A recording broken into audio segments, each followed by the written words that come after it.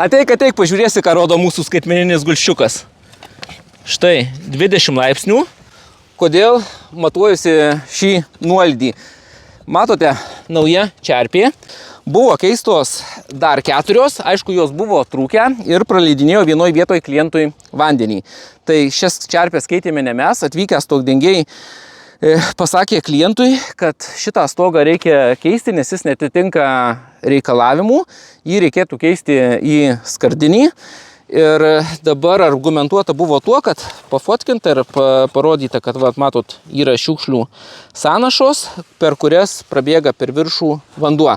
Tai dabar žiūrėkit, yra pagrindinės, kur pastoja per kiekvieną lietų, sakykime, būna.